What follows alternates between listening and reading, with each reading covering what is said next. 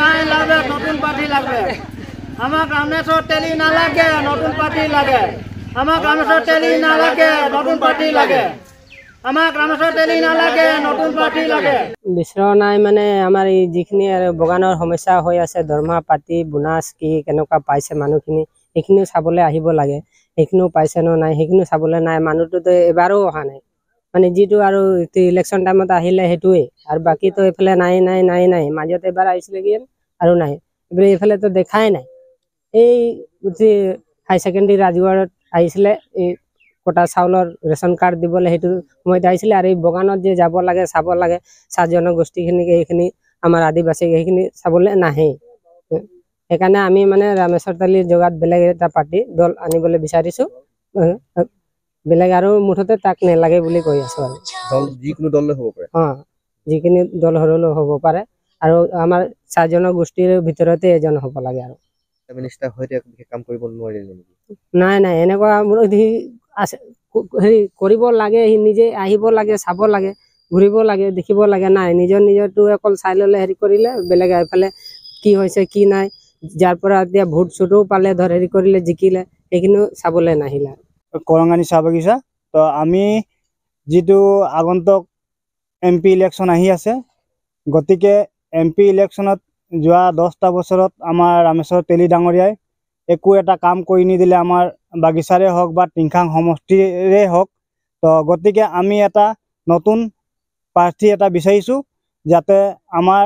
চাহ জনগোষ্ঠীৰ কাৰণে যাতে ভাল চিন্তা চৰ্চা কৰে আৰু তেনেকুৱা যাতে এই যিখিনি কাম যে 10 বছৰ ৰামেশ্বৰ তেলী ডাঙৰীয়াই কৰি গ'ল কিন্তু আমিতো গমেই নাপালোঁ কি কাম কৰি গ'ল যোৱা 10টা বছৰ আগতে আহিছিলে খালি ইলেকশ্যনটো সময়ত আহিছিলে আৰু ইলেকশ্যনৰ পাছত মাজতে একবাৰ আহিছিলে আৰু বহুতে এতিয়া ৰামেশ্বৰ তেলী ডাঙৰীয়াক চিনিয়ে নাপায় গতিকে আমি তাৰ বিপৰীতে নতুন এজন প্ৰাৰ্থীক বিচাৰিছোঁ আৰু যাতে আমাৰ চাহ জনগোষ্ঠীৰ কাৰণে বা আমাৰ সমাজটোৰ কাৰণে ভাল এটা কাম কৰি যাওক তাৰ কাৰণে নতুন এটা প্ৰাৰ্থী বিচাৰিছোঁ আমি কোনো দলৰ এগেইনষ্টত গৈ নকওঁ গতিকে আমাক প্ৰাৰ্থী এজন ভাল লাগে তাৰে আমি আশা থৈছোঁ আৰু আমাৰ বাগিচাৰ বাদে টিংখাং সমষ্টিৰে একো আমি এটা দেখিয়ে নাপালোঁ যে ভাল এটা কাম কৰিলে বুলি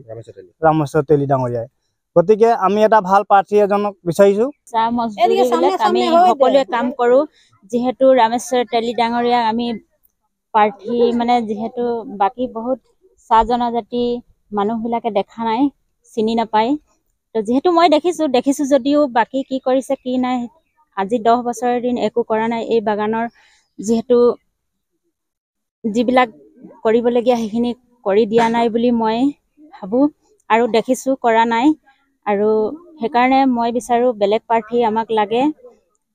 ভালকে কৰি যায় যিহেতু কোনো দলৰ কথা নাই কোনো দলৰ একো হেৰি কৰা নাই বিজেপি দলে হওক বুলি তেনেকুৱা কথা নাথাকে নাই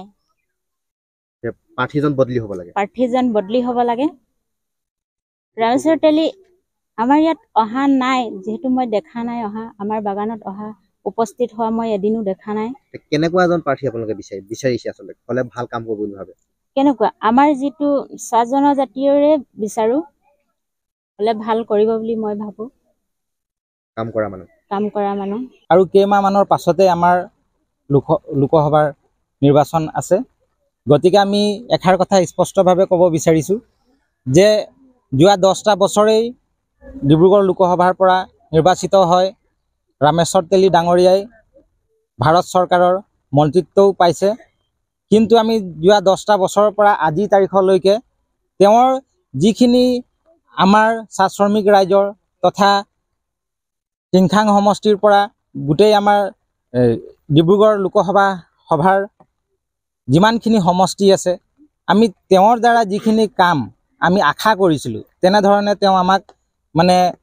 কাম দিব পৰা নাই তেওঁ ভাৰতৰ এজন মন্ত্ৰীত্ব পায়ো আজি যে আমাক মানে চাহ শ্ৰমিকসকলক কোনো ধৰণৰ আমাৰ ল'ৰা ছোৱালীবিলাকৰ চাকৰিৰে হওক বা বিভিন্ন ক্ষেত্ৰত আমাৰ যিখিনি সমস্যা আছে বাগিচাৰ তেওঁলোকে আমাৰ এই সমস্যাবিলাক সমাধান কৰাত ব্যৰ্থ হৈছে যাৰ কাৰণে আমি আশা কৰিছোঁ তথা আমি অসম চৰকাৰকো আহ্বান কৰিম যে আমাৰ চাহ জনগোষ্ঠীৰ পৰাই ডিব্ৰুগড় লোকসভা সমষ্টিৰ পৰা এজন নতুন চাহ জনগোষ্ঠীয় নেতা আমাক লাগে বুলি আমি আহ্বান কৰিছোঁ। কাৰণ ৰামেশ্বৰ তেলী যোৱা 10টা বছৰেই আমাক কেৱল ঠগবাজ কৰি থকা যেন আমি অনুভৱ কৰিছোঁ। আমাক যিখিনি চাহ শ্ৰমিক ৰাইজৰ সমস্যা আছে সেই সমস্যাবিলাকৰ ওপৰত তেওঁলোকৰ কোনোদিনেই আমি মাত শুনা নাপালোঁ। আমি দল বিৰোধ কৰা নাই, কাৰণ কাম কৰিব পৰা দক্ষতা থকা এজন মন্ত্ৰী বিধায়কহে আমাৰ প্ৰয়োজন আছে। কাৰণ যিসকলে কেৱল গাদীৰ কাৰণে যদি ইলেকশ্যন খেলে, জিকে, চাহ শ্ৰমিকৰ তথা বিভিন্ন নিজৰ সমষ্টিবিলাকৰ কাৰণে যদি সমস্যাবিলাক থাকিয়ে যায়, তেতিয়াহ'লে তেনেকুৱা ধৰণৰ আমাক ৰামেশ্বৰ তেলীৰ দৰে মানে MP আমাৰ দৰকাৰ নাই। কাৰণ তেখেতৰ ঠাইত অন্য এজন চাহ জনগোষ্ঠীৰ তথা আদিবাসীসকলৰ ভিতৰৰ পৰা কোনোবা এজন নতুন মুখ দিয়ক। আমি কামনা কৰিছোঁ ভাল এজন আহক ব্যক্তি, কাম কৰা ব্যক্তি আহক, আমি নিশ্চয় ভোট দিম। কিন্তু ৰামেশ্বৰ তেলী ডাঙৰীয়া মানে যি কৰিছে আমাৰ কাৰণে আমি সেইটো সন্তুষ্ট হোৱা নাই। যদিহে ৰামেশ্বৰ তেলী পুনৰ টিকেট যদি পায় তেতিয়াহ'লে আমি বিৰোধিতা কৰিবৰ কাৰণেও বাধ্য হ'ম। কাৰণ আমি ব্যক্তিৰ যিখিনি কৰ্ম কাৰ্য সেইখিনি চাইহে আমি বৰ্তমান আমি মানে নিজৰ ভোটদান কৰিম।